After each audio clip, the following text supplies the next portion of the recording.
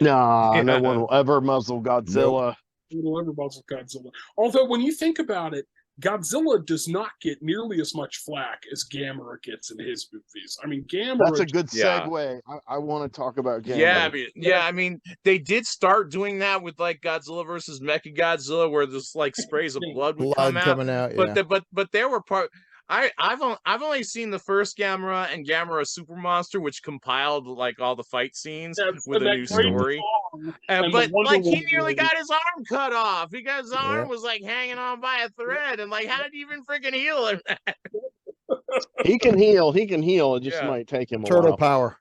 Yep, Yeah, Turtle Power. they go into some of that, or at least give you Yeah. clues I in actually thought the Guardian of best the looking Universe, monster I was think, Zigra, about which his everyone's regenerative.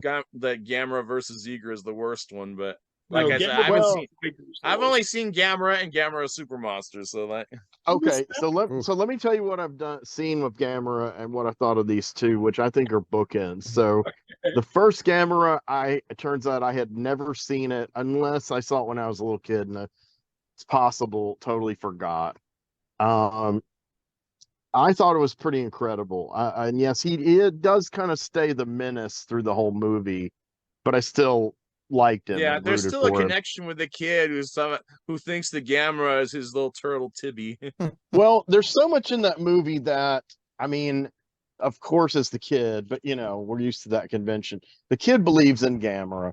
None of the adults believe in Gamera, and not only that, but I think there's quite a few political jabs both at America and Japan itself throughout the movie. I mean, the part in the beginning where they're in the Eskimo outpost, and then they're like the thing gets bombed, and then somebody makes a comment, and there's like, yeah, it could have been the U.S. I mean, could have been, and then you see the planes, and it's like, yeah, the U.S. is fucking with them, obviously trying to start some kind of military Yeah. incursion. Did you see the But one with Brian Donlevy in it? Because Yeah. that's not the version I saw.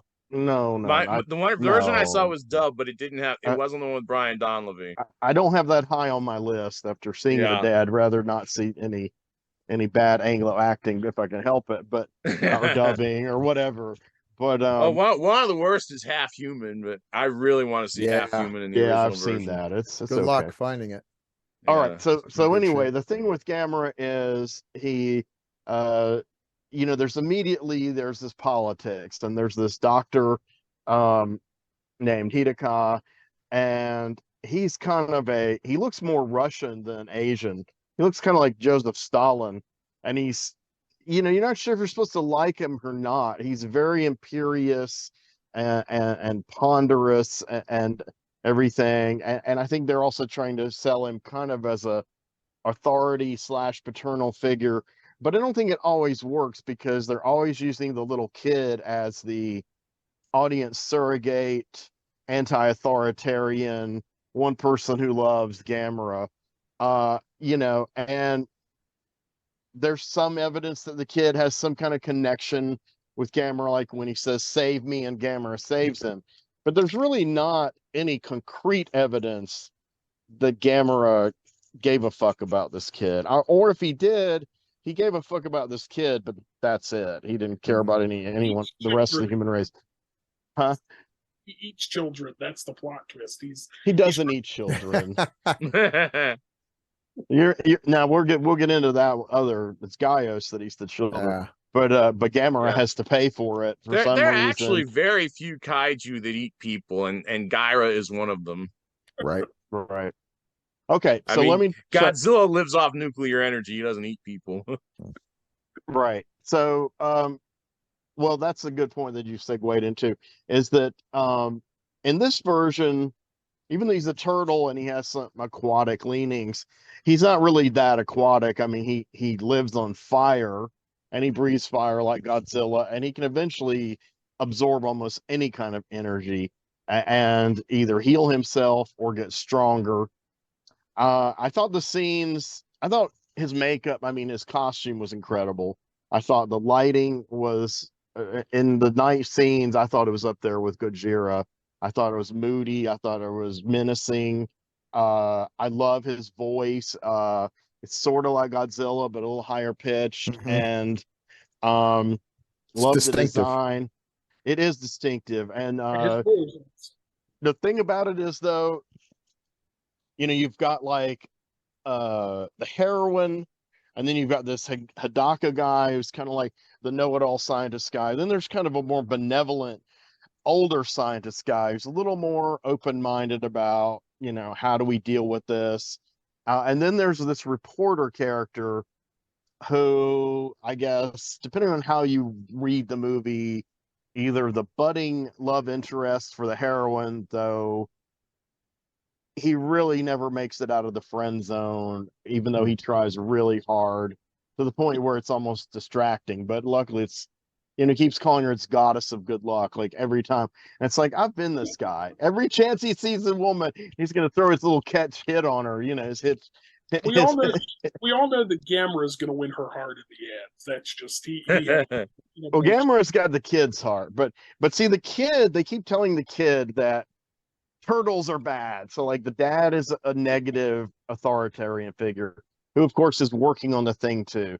And then of course the Dr. Hidaka doesn't like the reporter. Why are you coming around here? They're barring the press. So you get all these kind of political, mixed messages. And the bottom line I get is that America fucked with the Eskimo in settlement, freed Gamera by accident, but the people who were trying to save the Eskimos really were in the incompetence of the Japanese government, and they've decided they're gonna, take over the Gamera problem. And what it really makes it crass is they try everything on Gamera, and like Bill was saying earlier, nothing works, and they still don't get it. They still just think maybe a few more fire bombs. And then they're like, but he eats fire. Yeah, but maybe. And so then they start talking about Plan Z, which I guess they're making fun of the American Plan B idea. I don't know if that was on purpose, but Plan Z, they act like this is a secret project. What's funny is they first mention it like 15 minutes after they say they've run out of every other possible thing. And then suddenly, oh, what about Plan Z on that island? And then they go, yeah, but that's a top secret thing for the development of the human race and scientific. I'm like, okay, so maybe that's the reason they were loath to do it. Well, that's propaganda. Plan Double Z was they were going to bring in the director of Cannibal Holocaust to hand. Right. Luckily, they didn't have to go that route. He was too young then, but he probably still would have done it. But the thing is that makes it even more. They basically are playing with the audience. Like they'll get you up to the edge of what Plan Z really is, and then they'll actually do like a fade, like Akira Kurosawa, and then it's like, and then they got everything ready for, and it's like, what happened just now? What did they do? How did they getting ready? So they're going to go to this island, Oshima Island, and it's there. So they've got to lure him there. So they get him like halfway there, and the fire starts going out. So then they get some heavy duty thing where they litter the water with all these barrels of flammables. So the water catches on fire. So then he's like 2/3 of the way there. But then there's a typhoon, which they do mention previously, but only about 3 minutes previously. Like they should have consulted a weatherman that maybe there would be a typhoon. So that starts to put it out. Then on the boat, all of a sudden, this crazed guy starts throwing all these flammable liquids on these barrels and like trying to throw them into the ocean and set fire on. And they're like, "Who's this saboteur guy?" And it's the reporter guy. He's like, I wanted to help. He wouldn't let me be a reporter, so I became a worker. And then I decided this was the best way to do with what you're trying to do, since the weather keeps putting it out. And I'm like, first of all, the weather is continuing to put it out. Second of all, you should have been arrested. Third, we know you're just trying to get that chick again with her fucking goddess of good luck line. So just save it, like, okay.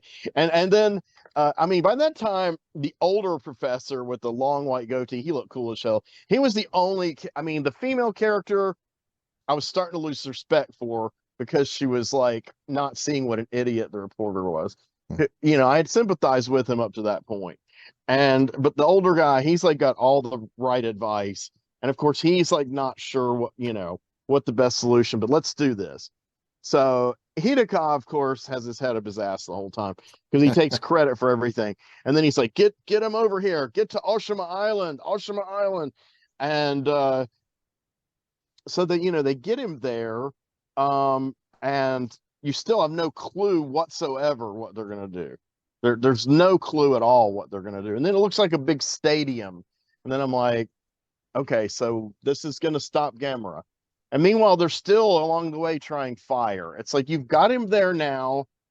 He's just getting stronger. What are you doing? And it's like, well, they can't do anything else, or so we think. So then I started thinking, like I'm looking at the stadium and I'm listening to the shit they're saying. Here's what tipped me off is the propaganda part. So they've already slammed the Americans for being jingoistic in a low-key way. They've slammed the Japanese government as being incompetent in a middle-key way. All of a sudden, we learn that Japan and America are partners who've created this Plan Z. And not only that, but Russia is also a partner, though they don't show any Russian characters. And then we see there's some rockets, and they have this kind of like pretty cool little inside thing. It was nicely designed on low budget. It looked like something out of a Margheriti sci-fi movie where it's cheap, but it's kind of a cool design. But then you notice some of the rockets say US, and I'm like, okay, so they must have built a rocket together. That's the only thing I think. They're going to send Gamera to the US and make him suffer like the rest of us. I think that's He's already over there suffering from our foreign policy. I mean, come on. But so yeah, and that's when I was like, grown. The first false note in the movie, because it wasn't just I wasn't just forgiving it like, oh, it's silly or little. There were a lot of little weird dialogue gaffes along the way, but I just was like, no big deal. I'm just gonna stay focused on Gamera as long as the plot keeps moving forward, even if the fire thing is getting old. But it was just so beautiful to look at, and I was so entranced by Gamera, and I just figured he'd win. But of course, that wasn't meant to be. And so, not in his first movie anyway. He had to go out like Godzilla. So then, once he gets into the stadium thing, and they hit those buttons, then it's like, okay, it's a rocket ship. And yeah, it was a rocket ship. So they're gonna, fire him into space to get rid of him forever. And they're all like super happy. They're all like super happy, and they're all That's celebrating. also how they get rid of Guilala in the extreme outer space. Only he actually melts first. He melts back down. Also how they got. It's also how they got rid of Hulk in Age of Ultron. Well, which was also from the comics. It's also how they were going to get rid of Godzilla in Batman versus Godzilla. I had to go look that up, and that was the treatment that Batman's Boy Wonder and Batgirl were going to be fighting Godzilla with their various I don't know, Batcopters skills, and Batboats, and okay. And they were going to trick Godzilla into getting encased in a rocket and then shot into outer space, where he would orbit the Earth until the sequel. Well, it's interesting because they he goes away, and everybody's happy, and all the characters that have been feuding are all. Yeah. I don't think they are, but they're about feeling like giving each other group hugs. But I thought the message was, this is a victory of propaganda. Or conversely, I mean, a propaganda, positive or negative propaganda. Negative propaganda, like, oh yeah, well, so we're going to get the U.S. and Russia and Japan together just to destroy this monster. We don't know what it is, or that's kind of ignorant. And then the other plan was, we're gonna go into outer space together. That was supposedly the how's that gonna work out? Some war's gonna break out, And then the other propaganda is this like, everybody's better as long as they ally with the US. Russia and Japan are redeemable. As long as they build a rocket with us, give us their technology. Oh, and the Japanese do all the work. None of it's done in America. It's done on Oshima Island. It's not done on Coney Island. It's kind of like how all these universities do all the work, and then some company ends up with the rights to something like AZT for HIV. And that could have been a commentary on the fact that, well, even to this day, we've got way too many. We should have zero military bases in Japan, because just in case Hmm. they get a little riled up again like they did 60, 70 years ago. So this wasn't that far out. So I kind of got that was their Japan's cool to Yeah, work with as long as we when keep I them was in under the college in the thumb, you know. 90s, I had a class called Japanese Fiction and Film, and one of my fellow students was a guy who was in the military and he had been based in Okinawa for a while, Well, see what I hated about that, which the way it immediately was made me done. think of Godzilla versus Mechagodzilla. Yeah. And what I hated about it was in the beginning of the movie, there's this healthy skepticism towards both the governments. And the end, it's like the Japanese are like, woohoo, rah, rah, rah, just work with US and we'll kick these monsters' ass. So despite these complaints, which some could maybe some of them were on purpose, maybe there were mixed messages, you know, between the screenwriters. Uh, Visually, I thought it was great. I loved Gamera, and I did like the satire that worked. And I did like the female lead and the old guy. And I Um, love how Gamera flies in the movie. Oh, no, that yeah. was another thing. I thought the effects were exceptionally good. I thought some of the effects were for what they were trying to do were slightly better than Gojira. But Well, here's the Gojira, thing.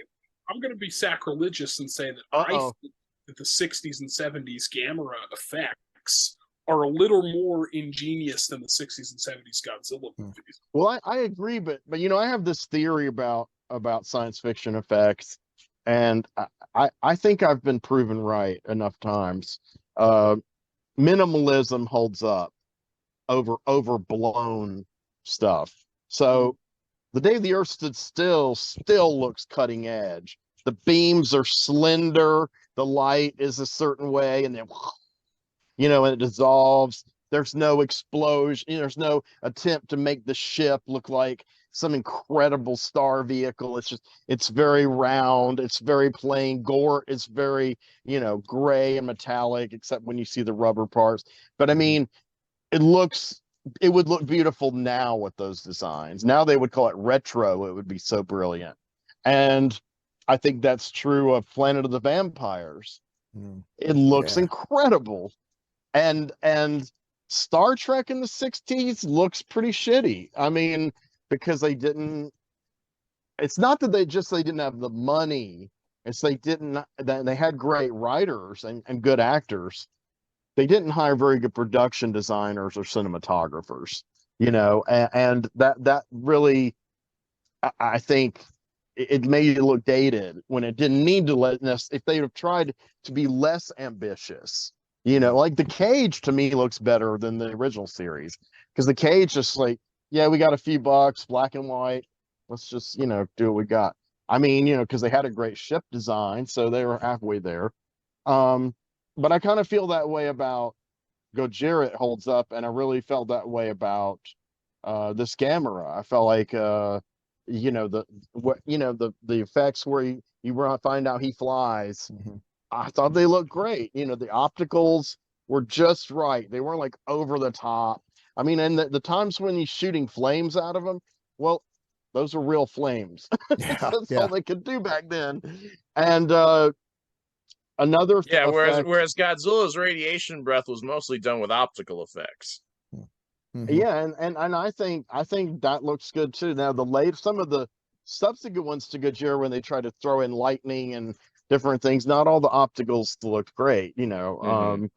But yeah, I mean, I think the lighting just, you know, has a lot to do with how the first two Godzilla movies and the first Gamera movies hold up to me. So I watched a movie that I kind of would argue weekly is sort of a remake of the movie called Gamera Guardian of the Universe. So it's obviously a reboot, but it has a lot of mirrored things of the first Gamera movie. And one thing is, it starts out with, like, again, the political incompetence of the Japanese government and military. Now, in this case, they don't sell out. They pretty much make them assholes till like the very end. And you kind of get that they're worthless, and they contrast them against the young scientist and doctor, Hagamine, and she's a great strong female character. She has kind of a guy who likes her too. So there's some of these same kind of analogs. And again, in this case, there's a guy who works with that guy on the project because initially they're investigating this moving atoll or whatever, and they the guy who's his superior has a daughter who ends up forging the telepathic link with GAMERA, and the GAMERA is not in it till like 27 minutes in. You see his eye, and he's in the water. Then a few minutes later, you finally see him. His design is incredible. I thought his vocalizations were similar to the original, but had a wider palette of sounds, almost like a language, and they were just the way the sound was mixed was really powerful.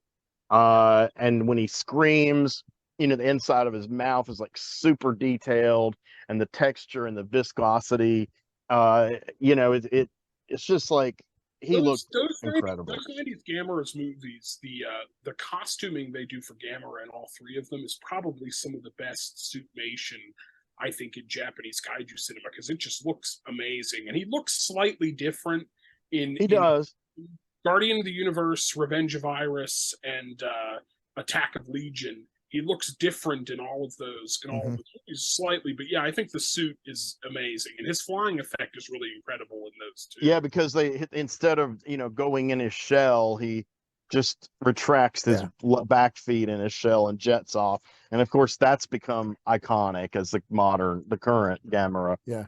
Hey, Henry, I got to take off in a minute, but I just want to say, have you seen there was a trailer made for a proposed next GAMERA movie, which is like an entire army of Gaios attacking a city? I'll send it. You know what I'm talking about? It is so good. I'll send you the link if I can find it. Okay. Those things you look at. I'm actually doing a panel at DragonCon on movies that didn't get made, that should have gotten made, and they came close. And that's one of the ones that's just a heartbreaker because it just looks so good. That trailer. Make sure you mention Godzilla versus Batman. I wasn't going well, to. there was supposed to be another GAMERA movie where this monster looked like a cobra.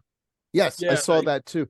If they like how it goes, because it's already the biggest panel I've ever tried to do, and I'm the only one on the panel. If they like it, there's more than enough for a sequel. There's just so much stuff out there that should have been done. But this one, you would love it. It really looks dark and super violent, and but really, really well done. Excellent. But, thanks for having me on. This is what got me into movies. As a kid, the first movie I ever saw was The Black Scorpion. That's the first one I remember. So giant monsters have always been the thing that made me, realize just how magical movies could be. And they're often silly and sometimes cross right into stupid. But I love them without any reservation. It's not a guilty pleasure. I feel no guilt whatsoever. I love this. For me, it was like the Ian Thorne Godzilla book, and unlike a lot of the other monster books, something about Godzilla really appealed to me much earlier than the other monsters did. Yeah. Well, we appreciate it, Bill. Thanks, guys. Thank you so much. Have a good weekend. And we're You doing too. something Sunday, right? Monday. Thank you. Monday, Wicker Man. The Wicker Man. Wicker Man. Awesome. Take care, everybody. All right. Take care, buddy.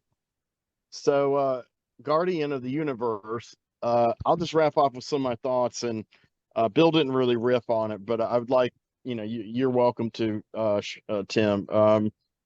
So, yeah, I read it as kind of a mirror of the first movie. Like, you do find out GAMERA's the good guy, though it takes a while to me to figure out if the Gaios are truly bad. Like, at first they seem bad, but then when they drug them with that drugged meat and start shooting at them, and they looked really real, the close-ups.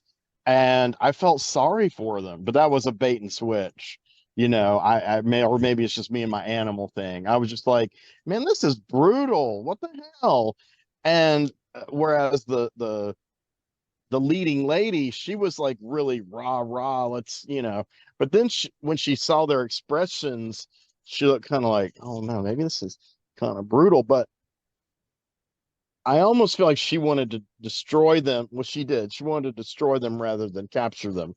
But then she's kind of like, I guess, rethinking. But then, the one gets away. And it was a little unclear. There were three, and two of them were destroyed. But did Gamera destroy one when he first came up? And then that helicopter chased that other one, and that's the one that got away? I think so. Yeah, I think so. Because I think the one they captured died. Yes. Or it was a little. Yeah, It was a little. I honestly can't remember. It's been a little while since I watched it. And you thought, like, at first you think there's one, then you find out there's three. So that one gets away and is starting to wreak havoc. And that's when you start realizing, oh, he is eating a lot of people. He didn't just destroy stuff that killed people. And I really liked that too. And I really think they gave that character, because he's got a real weird non-human design with that head thing and his eyes. He looks even stranger in Gamera versus Gauss, that original movie. Yeah, he does. That's one of the weirdest. I mean, that's one of the things I love about Gamera, is that all his monsters, much like Ultraman, they're very odd looking, kind of humanoid, but kind of not. Giron looks particularly weird and low budget, like samurai stars coming out of his head, and the most blatant walking on his knees of any kind of monster. Yeah, I mean, but one of the things I always loved about Gauss, Henry, is like, I personally have never felt bad for him. Part of the reason for that is I think that he's just such a great, like, asshole you love to hate kind of monster. Like, Gauss Gamera's day up every time he appears in a movie, and then there's more of them and more of them and more of them. See, I just thought they were trying, like, in the beginning to, like, just mess with you. Like, this is a reboot of Gamera. Is Gaius the bad guy? Because you don't see Gamera for a while, and it's like, is it Gaius's movie or what's going on? Yeah. But and at first, go ahead. Because they do a lot of that. So the 90s Godzilla movies, which I know you haven't really seen most of those. Not a lot. The 90s Godzilla movies are kind of weird because they can't decide sometimes during the movie whether they want Godzilla to be a good guy, a bad guy, ambivalent. So they do a lot, like they'll start it where Godzilla's the hero and the monster's the bad guy, and then by the end of the movie it switches. That happens most of the 90s Godzilla movies, whereas with Gamera, they pretty much firmly keep him in that trilogy as like, he's the good. But in this movie, the humans who are in charge of the military and the government, for some reason, immediately think he's the bad guy. Well, and there are some character developments that I almost felt like if I wasn't being judicious, I would say the writers are flip-flopping and not being rational. But if I want to give them the benefit of the doubt, which I ultimately ended up doing, it's that these human characters are so capricious. They're like, they feel so much prejudice even within monsters. Like, they think Gaius should be preserved alive to study, but fuck Gamera, we're just going to blow him up, even though I mean, that one guy in the government, there's never any rational reason for him to have that stance. And the heroine challenges him several times on it, and he refuses to give any reason, even to his other people. He's just like, I'm in charge, kill Gamera, capture Gaius. And they're like, but what if Gamera's going to help us? I don't care. What if a Tyrannosaurus Rex came back today? Wouldn't you want to study it? And then they're like, yeah, but Gamera's also a lost creature. I don't care. Kill Gamera. Like, there's no. It's like he just has it in for. He doesn't like the way Gamera looks. He hates turtles. They kind of take that position for all three of those movies, in the sense that siding with the bad guy. Well, in the way that, like, Gamera is kind of presented as humanity's reluctant savior. Where they kind of present him, especially like it's in Attack of Legion, I think Attack of Legion's the second one. Attack of Legion, where he kind of like the military still antagonizes him, but Gamera is kind of like, oh, Lord, they know not what they do. This type of, he has that kind of an attitude. But well, that's the thing though. They kept talking about how, the Japanese protocols on the military right now are defensive only. So we've got to wait before we've just got to capture whatever Gaios, and then the one level of the government says, well, if he's out of hand, we got to destroy him. And the one guy's like, no, we're going to capture him. And the girl's like, come on. And then Gamera comes in and even arguably is starting to repel. Well, he actually is repelling Gaios, and then all of a sudden that they take the big fascists take control. That guy I just mentioned, who's like a politician, I guess, and then the one general, and they're just like, okay, now we're just going to attack, even though they had established that it's against all our current bylaws to do that. And they kind of imply that they've rolled it up the chain of command to where it's like, yeah, it's cool, just go ahead and start attacking Gamera. And it's like, but what about Gaios? And then like the characters that the audience is supposed to identify with, what about Gaios? No, we're going to protect. And it's like, it's so political that I almost think it's very deliberate, very dark satire, basically saying that the Japanese government and military are just fucking morons and assholes. I think, and she even calls him an asshole near the end.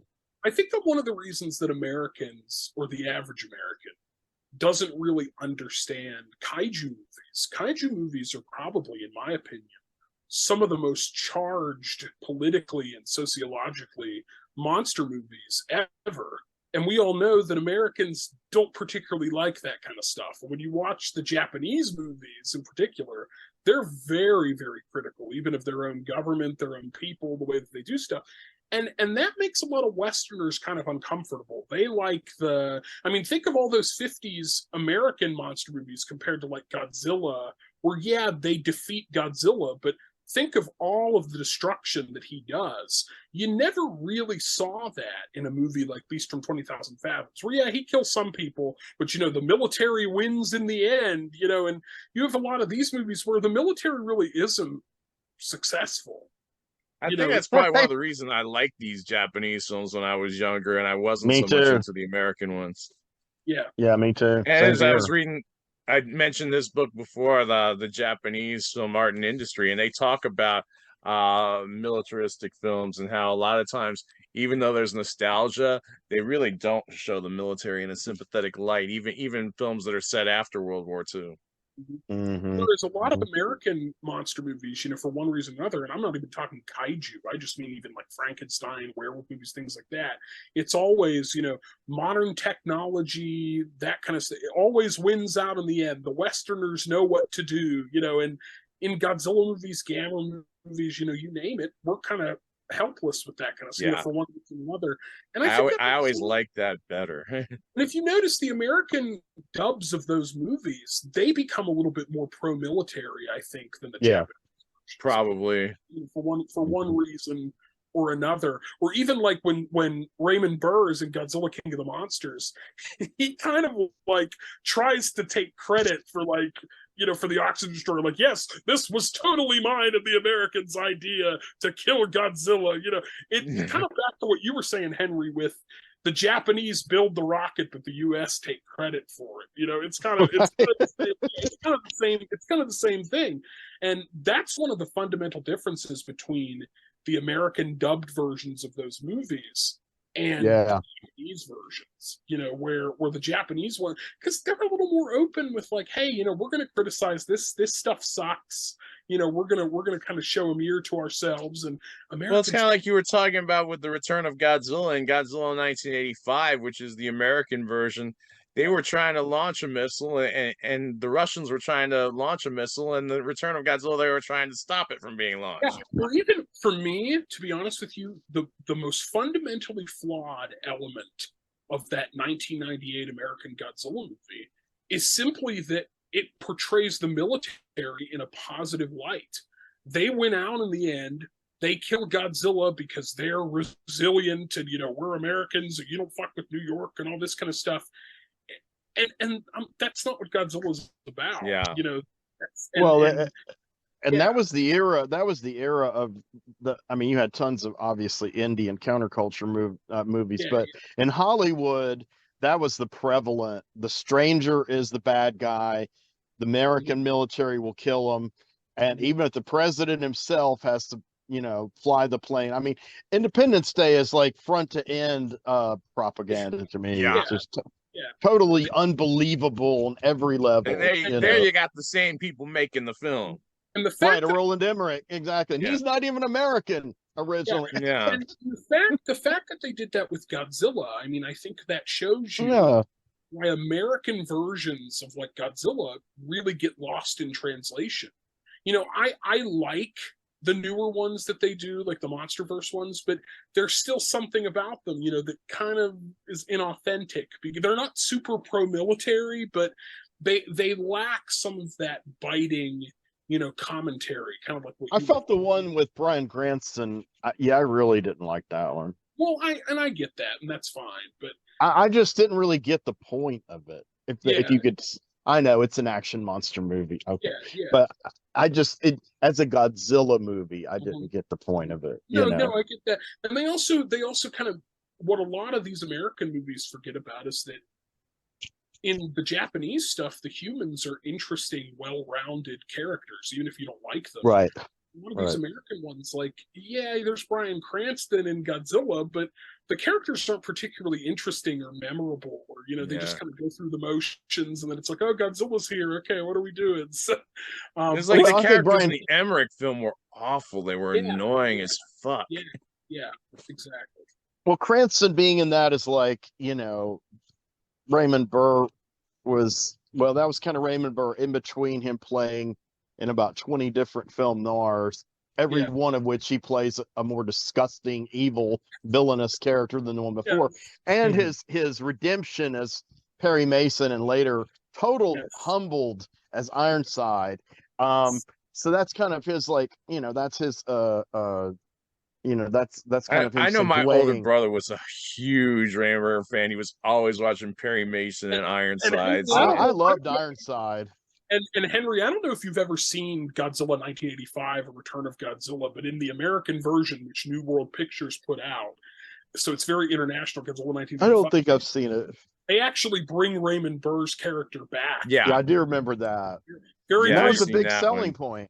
Yeah, they try to do it as like they have a bunch of American characters in it, of which Travis Swords is by far the most annoying. Yes, they try to do a very Avengers Endgame moment where the portal opens and Raymond Burr comes out. He's like, I'm here to save us. But he really doesn't do much in that movie at all. No, he hardly does anything. I haven't seen 85 since VHS. I've only seen the Japanese one since then, which is superior. But, that's... Because they even do a thing in the 90s. Yeah, I even saw... At one point, I was emailing Robert Kaiser, the director, and he was like, cool. Yeah, my version's not anywhere near as good as the Japanese version, but I love Godzilla, and I was given the opportunity, so I took it. Oh, yeah. I don't blame him. Fair enough. Yeah. Or even like in those 90s Godzilla movies, they kind of, every movie they build a version of this thing called the Super X, which is like a floating like military spaceship thing that they try Which I always found funny because when I was a kid, there was a drugstore called Super X, and it always made me think of the drugstore. I used to get my Godzilla movies on VHS at a drugstore called Farmore that I don't know if you guys had. I remember Farmore. We had I actually bought my copy of Akira Kurosawa's Dreams at Farmore. During the 90s, when the Roland Emmerich Godzilla movie came out, something that I liked as a kid was they put out this Godzilla merchandising boom, like even with Japanese stuff. So they were reissuing all of those on VHS, and they had them on TV, and and I really liked that. But that was fun. And what you were talking about with the military, I was talking about the Super X. Yeah, they keep upgrading it in every movie. It kind of becomes the running joke. They go to like Super X 5, and every single time they're like, it always fails. Godzilla, and he always figures out a way to destroy it. In Return of Godzilla, he just drops a building on top of it and calls it a day.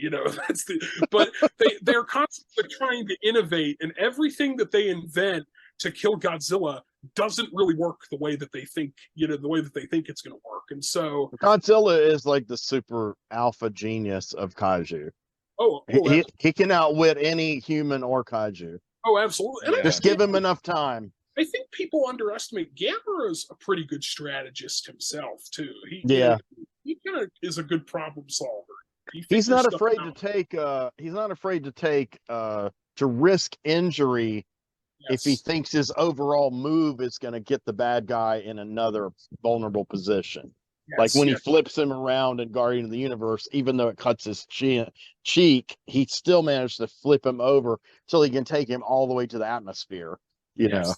And the 90s ones don't quite do the same thing that like the 60s one do, where they would injure Gamera, he would lay on his shell for like half the movie, the kids would go, "Wake up, Gamera, you can do this," and he gets up and he's like, "Suddenly I'm healed." They don't. Well, that's what was so brilliant about the very first movie. Yeah. They flip him over and then they're like, okay, so he's a turtle. He may never right himself again. And so everything withdraws and then the rockets come out. And it's just, the characters are just like that. And I was too. And I just saw it for the first time yesterday. I was like, oh my God, even though I'd seen pictures of that, I was just like, that is so brilliant. Yeah. Gamera will always find a way to right himself. He ain't some, penny ante turtle. It's a really ingenious. Didn't he right himself by launching the flames out and flying? Isn't that how he righted himself? And then not only did he that, but then he righted himself to where he flew like a UFO. I think that was so brilliant about that film. It was incredible. I don't think it's in Guardians of the Universe. I think it's in one of the sequels. I think there's a moment where he's like on his back and he kind of shoots forward, but then the way that they do the effect, it's like the Millennium Falcon. He kind of like flies up and rights himself right side up again. Well, it is. They flip him on his back in Guardian Universe, and by that time you've already seen the money shot that he can fly out of his holes in his shell. So you're like, well, okay, so how's he gonna do it then? But he still seems to be a little, So yes, he takes the bottom jets and just keeps flying until he's a little bit away from Gaios. And then he just goes like this and then goes back. and maybe the theme music in Guardian of the Universe for him is really, really awesome. I love it. They play it like throughout the movie, and it just that was a really, I remember when that movie came out, and I knew about it because of Video Search of Miami, because they were the first ones to have a bootleg copy, and they made it. Tom Weiser owned it. Tom made a big deal about, okay, well, there's some Godzilla reboots, and you won't believe this. There's a Gamma reboot, and it's modern and dark and gritty and high budget and great effects and great human characters. And I was like, and I remember they talked about how it had one of the guys from Zeram in it. Zeram, yeah.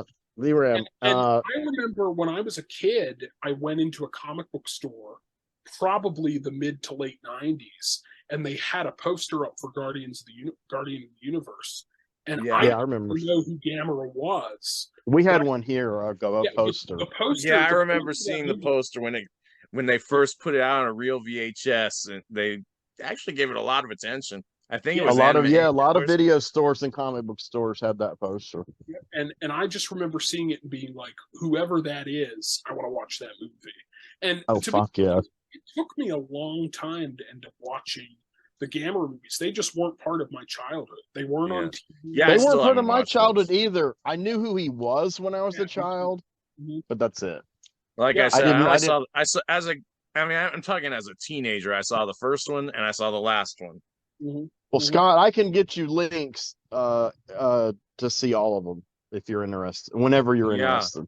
They're brilliant. I got to see Gamera versus Giron in the theater a few months ago. I saw it at that art house theater I saw the Beyond at, and that was incredible. I never thought in a million years I would be able to see a Gamera movie. I want to make one more quick point. I wish I'd done it while Bill was up because he's kind of hip to this scene.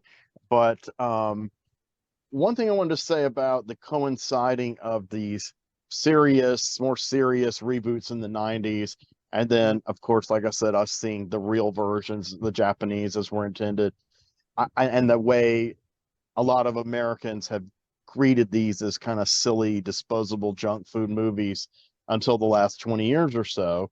And obviously Criterion is like, fuck you, that's not the way it is, baby. Well, Yeah. and, Well, like but even that Extra Matter Space Criterion Collection. that was a great it's Eclipse, but close enough. It's that same it company. is. Yeah, they love that stuff. But I just one thing we didn't talk light on, which is one of our former collaborators on this show, and his favorite TV show of all time is, I think, one thing that caused that damage is Mystery Science Theater 3000. Oh yeah. It really made GAMERA look like a laughing stock to a whole bunch of people. I was never a fan of that kind of like the irony that kind of show perpetuates. Yeah, that was never my thing either. Or now people, even if they like Godzilla, they watch it and they do kind of think of it in a goofy, silly type of way. I'm not saying you can't watch them and have fun, but I definitely think that made a whole generation. I mean, there's even people now that are discovering these cult classic movies, but they're discovering them through Mystery Science Theater, and it's kind of giving them the wrong impressions of a lot of these kinds of movies. And they do the same thing. They do the dubbed, pan and scanned, shitty looking prints. Yeah, and basically try to talk about, I actually had someone make fun of me because I chose to watch Manos: The Hands of Fate in the original form and not the MST3K version. Well, why not? I didn't see why people thought it was so horrible. I like the way the character walked and like that. This is actually really interesting. And like, yeah, on this. I don't think it's a great movie, but it's very distinctive. I wouldn't say it was a great movie either, but it's a hell of a lot better than I've heard it was. Absolutely. Absolutely. And GAMERA definitely, he suffered that a bit more than Godzilla. He did. Because GAMERA was more prevalent on Mystery Science Theater. And because the rights weren't as wrapped up. I think Mystery Science Theater 3000 only did Megalon, and that was the weakest film in the series. Mm-hmm. Although I think the Megalon design is excellent. MST did like a 3 or 4 Godzillas early on, and then they lost the rights to do them. But so they started going GAMERA crazy. Like I'll watch some of those, Ishiro Honda, Jun Fukuda Godzilla movies, and really enjoy them and think like, oh, some of them are goofy or there's parts of that. But I don't do it in that kind of ironic sort of a way that a lot of younger people kind of view these types of movies as being like, oh, they're silly and and they're just guys in suits, because I feel like a lot of people felt like, oh, because the Japanese aren't as sophisticated as the Americans, so they had to put guys in suits, like almost like this third world country type of arrogance to a lot of that, when it's like, no, that's just a different process of, well, we live under a white supremacist pro-imperialist paradigm. Yeah. So everything has to be filtered through that, even our kids' entertainment, And those kaiju movies are so anti-imperialist. I mean, even the silliest Godzilla movie, the silliest GAMERA movie, there's lots of imperialist and colonialist, themes that are prevalent in those kinds of movies. I always found it funny in Son of Godzilla where the guy talks about South American jungle being useless. Oh yeah. Yeah. But definitely, and I think that people just don't think that that's in those kind of movies. It's kind of like, I have bitched about this to Henry ad nauseum. Like, one of my problems with horror movies now is that they're so self-conscious. They feel that if they're a horror movie just on its own, they're not going to be taken seriously.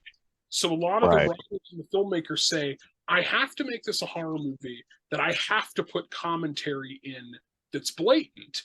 And little do they know that these kind of genre movies, that's just built into the DNA of these kinds of movies. Well you don't said. have to try hard to do it. Those movies have themes and ideas inherently already in them, but people think because they're generations removed from it, they're either silly or sexist or or this or that. And it's like, no, you have to really kind of look for it and pay attention to it. And they'll talk to you, tell you. After a while, you get kind of keyed into it, and it's just with it's with any discipline. The more you're educated in other disciplines. Like the more you know about history and politics, and the more you know about cinema and different kinds of cinema, you start it's to like I see was how saying things are before with the related. Honda movies being so anti-sexist, especially in a Yeah. culture where women had a much lower place. And he was like, I want kids to see women like this. It would Japanese movies from the 30s to the 70s, not the 70s, 30s to the 60s, way more progressive for women than American movies. Way more. Yep, absolutely. Genre movies, I was just all the watching way up to Court of Flowers Mizoguchi, the other Ozu. day. Yeah. And like that, and that's like this woman is willing to sacrifice her life for a ship that's being built in her husband's name by two guys who are pretending to be her husband's sons. One of the most powerful scenes in a kaiju movie involves a woman, which is that brilliant scene in the original Gojira with a mother cradling her children while Godzilla destroys Tokyo. And she says, "Now we're going to join Daddy." Yeah, and like what an amazing scene. I mean, even Western movies couldn't put that in some of their, in some of their flicks. I mean, just the fact that Gojira has so much pain to it, and I think that's why the Raymond Burr version is kind of sacrilegious in that aspect, because Gojira. And even when I was a kid, I was like, this was really dark. Just when watching the Raymond Burr version was so dark compared to the other ones, even compared to Godzilla Raids Again. It's a movie that's about pain and like exorcising that pain, and the fact that it gets kind of sanitized by, the Americans yet again have to come in and put their 2 cents, into it when that's not really authentic. Well, that's not really what even happens. What happens is that the strong female character urges the angst-ridden scientist to get his shit together and finish the destroyer. Yeah. I mean, and whereas they don't need no Americans. That's basically a subplot in Godzilla King of the Monsters, like the yeah, I know. Because all that stuff is just put on the back burner. It's like, oh, I'm an American who's stuck over here on this lousy vacation that a monster's attacking, and what am I supposed to do? Yeah. I think I'll save the world from that. And like even as a kid, I thought like, oh, these Japanese characters are much more interesting than Steve Martin. Yeah, and they even kind of in the Raymond Burr version kind of make them look dopey, like the way that Steve Martin narrates the action that he's watching. Hey, can you talk just a little bit louder? Yeah.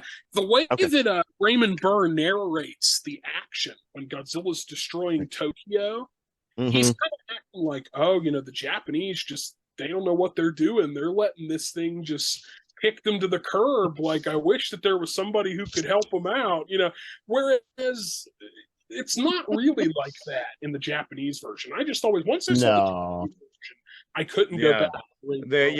There is a reporter character in the Japanese version. He's very different. Yeah. And you see him very briefly in the American version, but he doesn't have any lines or anything. Yeah, it's kind of like the humans, the Japanese people in the American version are just there for bodies and cannon fodder, basically. There's no humanity to them in that version. They're just kind of like disposed of, and Godzilla kills them, and it's like, oh, that sucks. Well, you do get the few core characters. You do get Dr. Serizawa and Dr. Yamane, and but they're still done very like Western-y, like they're but when you look at it that way, I think they're almost like 2 completely different movies. Yeah, I remember, Henry, you said like, oh, well, you should say notes about the American version of Gamera versus. I really haven't seen it, because what is the point in me watching it? I'm about the Japanese. Because there are actually 2 American versions of Gamera. There's one that's a straight up dub, which is the one that I saw, and there's one with Brian Donlevy and some other American actors in it that I've never seen. Oh, see, I didn't know about that one. I just figured it was a dub. But yeah, no, they're like, there is a regular dub version, and that's like the one that got released on video. And then there was actually a recut one. I forget who all was in it besides Brian Donlevy, but it did have another. Yeah, Gamera the Invincible. I think that's the one you sent me. Gamera the Invincible. That was what. Yeah, with 2 M's, which is kind of amusing that they do that. Like it's in Gamera. Well, listen, guys. I think sometimes they pronounce it Gamera. I know in Gamera Super Monster, most of the time they pronounce it Gamera. And that one riffed on the '78 Superman with the three women. Oh yeah. What were you saying, Henry? Go ahead. I was just gonna say, we should probably wrap up while we're ahead. No Make problem, this yeah. consumable for our audience. No problem. Because strong material, guys. Really Yeah, I happy. think this was a great discussion. Thank Yeah, you it was so fun. much for everything. Yeah, And thank you. our next Tim is gonna be like, I guess, dropping off the on-camera bit till Halloween. Yeah, for a while, I might be able to do every couple of them, but I work for a haunted house, and it's going to be haunt season, so that's going to be very busy through. Well, we do. I have found some new blood, and we've got to onboard them in the Oh, I coming see. month. So I'm just very replaceable. I understand. Yeah, No, that's just it. That's just it. You're not. No, but you're always gonna be a part of this. No, man. the only And people who are replaced were the ones who quit. Oh yeah, well yeah. yeah, or screwed me over, which might Yeah. as well quit. But you're right. And the other thing I was gonna say is, so Scott and I and some other stalwarts, including Bill Mulligan, and Justin Kahn, since it was his idea, are going to be covering the Wicker Man on Monday. Okay, that'll be cool. So that should be interesting. Yeah, So hopefully I'll have a chance to watch the director's cut before then, because yeah, Duane I haven't seen it posted in it for anybody. ages. I wasn't particularly interested in it, so like I don't know. If you want me to sing Corn Rigs and Barley Rigs, I'll send you a recording of me doing it, and you can like play it over the opening credits of the episode. It'll just be me singing Wicker Man songs, maybe. I don't know. Hey, I had to sing one of the songs from Wicker Man when I was a kid. we sang. It was like I think it was fourth. It was maybe fifth grade. Maybe we sang "Summer is a coming in, loudly sing cuckoo, grow its seed and blow its mead and sprinkle the wood anew. Sing cuckoo, loudly sing cuckoo." We had to sing. All right, that save it for Monday, Scott, and you can do the whole piece. Yes, that's good. But all right, guys, I hope you have a wonderful evening. I'll be in touch very soon. Take care, everybody. Thank you so much for everything. Yep.